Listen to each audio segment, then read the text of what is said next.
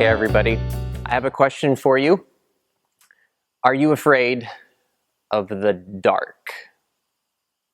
The days are getting longer, and for my children, it means that they're having a harder time comprehend going to bed when it's bedtime because there's still some light outside. But when the days aren't as long and it gets dark earlier, there's just this sense of fear when it's dark. They're not able to see as deeply into their rooms, even though they're familiar with these places. They've been there before, every night, in fact. So there's something small that usually enables everything to go just fine as they fall asleep, or if they wake up in the middle of the night. And I think you know what that is. It's a nightlight. They're small, they're cheap, but these have a huge impact if you're afraid of the dark. And what's interesting is you don't know the power of light unless it's dark. Right now in this room, there are dozens of lights that are on, but you wouldn't know the impact of them because it's not dark outside and it's not so dark in here. Some studies have been done and they found out if you light a single candle, that a human eye without any binoculars or special lenses could probably see that flame at least 1.5 miles away. I mean, one small candle, not a spotlight, not a strobe light, not those big, massive portable construction lights. One small candle. Are you afraid of the dark?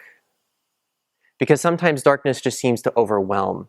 I love sunsets. We have beautiful sunsets that we're able to look at the back of our house. But when it's fully dark, I mean, it's like the dark comes and sets over everything else. I think for some of us, as we've gone through these times, there's different types of darkness that we feared. There's the darkness of uncertainty, not knowing how long things will last. There's the darkness of maybe your financial picture. There's the darkness of maybe not knowing how much longer you can. Go ahead and fill in the blank. Sometimes it's the darkness of relationships. We are scared of the dark. And I think it's just the impact and the effect of darkness, which is why Jesus in John chapter 8 says this. Jesus spoke to them again, saying, I am the light of the world. Whoever follows me will not walk in darkness, but will have the light of life. Jesus calls himself the light of the world. Notice it says that whoever follows me will not walk in darkness. I mean, when you light that one candle, all of a sudden it's like the darkness starts to fade back. When you plug in that nightlight, the darkness seems to all of a sudden like fade away. It's like it's scared of the light. You know what's interesting is Jesus mentions himself as the light of the world and actually encourages us in a similar manner to be a light. In Matthew chapter 5, as Jesus is giving the famous Sermon on the Mount, he speaks these words and says this, You are the light of the world. A city on a hill cannot be hidden, nor do people light a lamp and put it under a basket, but on a stand, and it gives light to all in the house. In the same way, let your light shine before others, so that they may see your good works and give glory to your Father who's in heaven. You are a light. Followers of Jesus are brought into the light because Jesus is the light.